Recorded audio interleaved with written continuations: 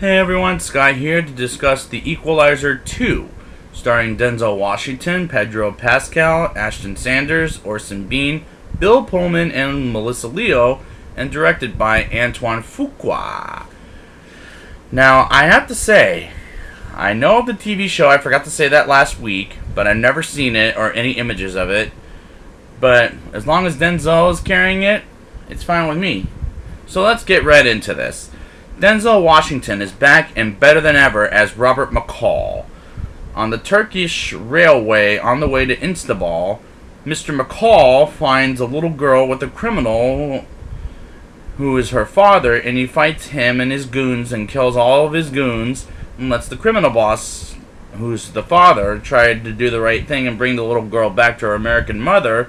It was a very nice and awesome way to open this movie. I said it last week and I'll say it again. You don't want to fuck with Denzel. He lives in Boston, Massachusetts, or should I say the character, and works as a Lyft driver and picks an elderly friend named Sam, played by Orson Bean, and I like his arc when he talks about his long-lost sister, and that as an arc was amazing. He was an amazing character throughout the movie, even though he was barely in it. Meanwhile, in Brussels, Belgium, a man and his wife get shot, which was an intense scene with a criminal shooting the husband is going to kick in the plot of this movie. Mr. McCall brings a woman home who's drugged up and notices it while he's on a duty on Lyft and goes to the apartment of the man who drugged her up. And that fight was a fucking good but brutal fight. Particularly since he breaks one of the guy's fingers, which that's gotta fucking hurt, might I add. Susan Plummer, returned by Melissa Leo, has a dinner with Mr. McCall, and their friendship is a good way to show they act together so well. She gives a very, very good advice about going back home to live while his wife remains dead. May she rest in peace. And we'll see that at the end, and I'll get there when I get there. Miles Whitaker, played by Ashton Sanders, is Mr. McCall's neighbor who wants to be a painter or an artist at points, and paints the wall and joins in on some goon gangs. And I like him in this movie. Actually, the building that they live in was graffitied, so Denzel offers him to paint the wall and back to the way it was. Brian Plummer, Susan's husband, returned by Bill Pullman, has a book coming out, and I usually like Pullman and stuff, but here he seems very insecure after his wife Susan gets killed, but I'll get there when I get there. We have McCall's and Susan's old friend Dave York, played by Pedro Pascal, and honestly, I like him as a villain. He fits the villain type as a traitor so well. Susan gets brutally murdered, and how it happens is just so fucking brutal to watch at a point. I had to look away, and it was also such a tragic scene. I really like the scenes of Mr. McCall and Miles, and I think their relationship as a neighbor and a friend, relatable father-son relationship, and I enjoy those moments of the film. It makes the movie glow, in my opinion. Mr. McCall goes to Washington, D.C. and talks with Dave York. We learned that they were both in the Marines or military together, and Mr. McCall was dead, but Dave is now a cop.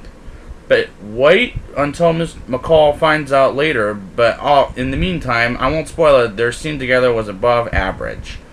Mr. McCall imagining he's in the crime scene and acting it was a weird scene with some bizarre way of picturing what's happening in the room, because I've never seen Denzel do that in the first one, so that's something new. Mr. McCall gets Miles out of being in a gang and wants Miles to kill him, and that was a very heartbreaking scene with some powerful acting from both Ashton Sanders and Denzel.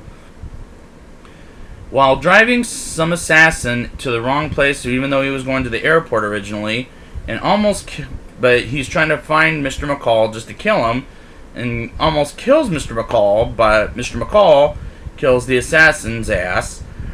I was like, God damn, Denzel is one tough motherfucker, and I love that about him as an actor.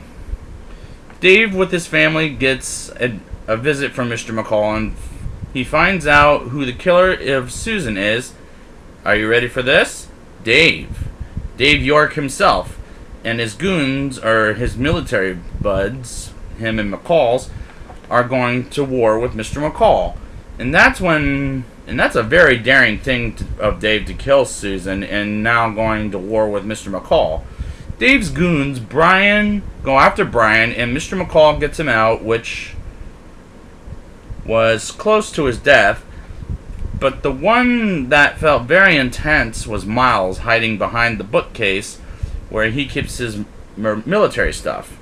But Miles almost escapes, but Dave catches and captures Miles to put him in a trunk to take as a hostage. To a final battle in a town where both he and his wife lived a long time ago, with a hurricane where Mr. McCall and his wife lived at. And that action sequence was a kick-ass moment for the final fight, from his house to his wife's bakery to many different houses.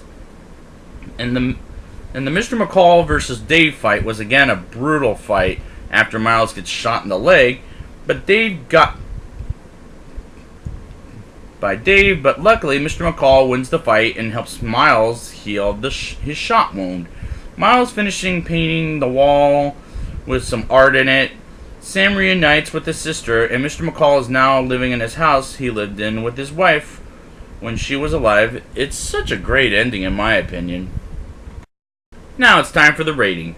I'll give this movie a 7.1 out of 10. Better than the first, surprisingly, and you can't go wrong on Denzel.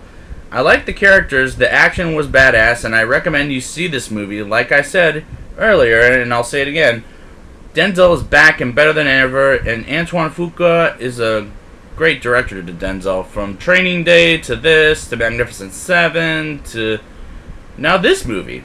So I'd like to thank you guys for joining me on this Equalizer series, and until next time, let's get equalized.